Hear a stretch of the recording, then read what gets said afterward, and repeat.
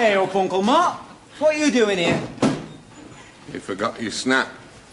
Pat sent you in. And your mother sent you this. Oh, aye, what is it? It's a steak and kidney pudding. And half a dozen Unsworth pork pies. Steak and kidney pudding, great. Yeah, but careful where you put them Unsworth pork pies. They look decidedly frisky to me early on. Keep on your guard, else they might have your ankles while you're not looking. Yeah. Aye, heck all, Les, you got a grand place, eh? Aye, champion. Nice and restful, isn't it? Just the ticket. Well, a bloke's got to have some relaxation from rigours of married life. Certainly. As far as I'm concerned, though, there's just one fly in the ointment. What's that? Carter. How can I concentrate on my crossword with him clanking that spanner all day long? What's that machine he's working on? I don't know. Well, you don't like asking, do you? I wonder if it's something for sharpening pencils. Could be said. Bloody fools. But they never thought of making it smaller so you could carry it around in your trouser pocket. Yeah. Well, I'd best be getting back then.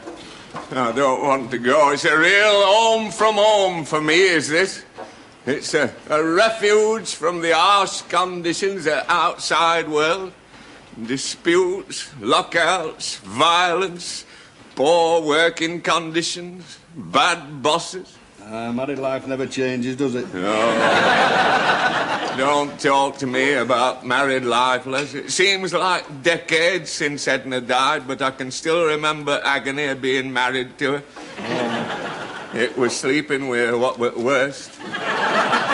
Yak, yak, yak all night long. Well, it were only time she got a captive audience, you see.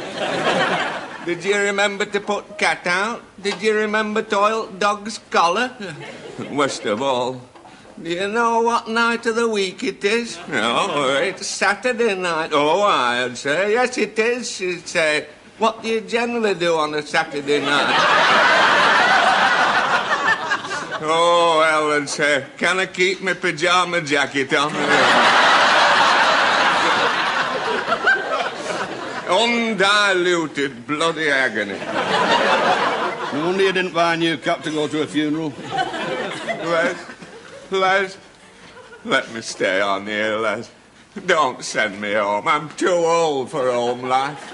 I won't get in your way here. I could be quite helpful to you. I could mark crib board for you. I could oil the lid of your snap tins. Could you eat my unwanted sandwiches? Oh, I've been married to Edna all them year. I'm an expert at that. You're on then. Stay with us. Oh, thank you, lads. Thank you. I appreciate that. Tea break. God knows how long it is since I retired, but I can still remember basics of my job. Hey up, Louis. Have a good weekend. Not so bad, lad, you know. Took the old lady to witch doctors on Saturday. Had a couple of missionaries for Sunday lunch. You should hear him when he's got a sense of humour. Can be quite comical at times. Get out of it, you white trash. Right then, Millicent. Give us a mug of tea and a shrunken head on toast. Bloody hell, Carter, she's got a smashing pair on her, eh? I'm not interested. Rubbish. You might be married, Colonel, but I've seen the way that Linda Preston wraps herself around you every time she comes in here. Holy mackerel kingfish! It do make me plumb mad with desire. And I bet Millicent here's made your thermogen tingle a bit, eh, old-timer? What part of the dark continent would you be from? Rotherham.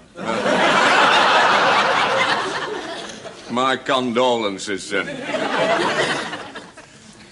Want to be careful how you talk to our coloured friend. Someone accused him of being a Lancastrian last week, and he were off to the Race Relations Board like a flash. Race Relations Board? What a waste of time. It's not too much race we've got in the world today. It's too many bloody relations. Now, if they started a board for complaining about relations, they'd have to set up a special department for him. Thank you, Les. Thank you for those kind words. Look at me, Carter. Pay heed.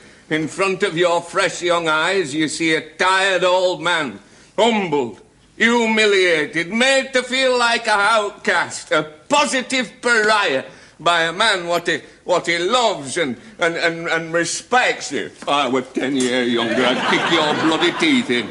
Oh, I didn't mean out personal. Here, have a coward sandwich and give over gravy. I don't want your cowardly sandwich. I don't want your charity. What's wrong with charity? That's what we get every week when they give us our wages. Listen to me.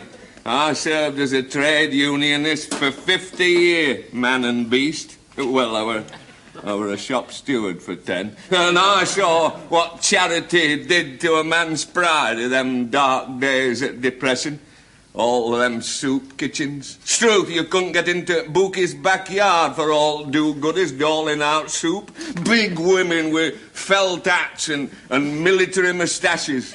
And they were so busy doing good it never occurred to them to bring condiments. Bloody hell, they wanted fruit set inside. I've often wondered about them soup kitchens. What? If you didn't like the soup, did they give you a choice of fruit juice instead? Good God, they don't give you long, Les. Here, why don't you call a strike meeting? Give us time to finish his rock cakes. That's not the end of our tea break. No? No, that hooter's the start of the tea break for the fellow what blows the hooter. Oh.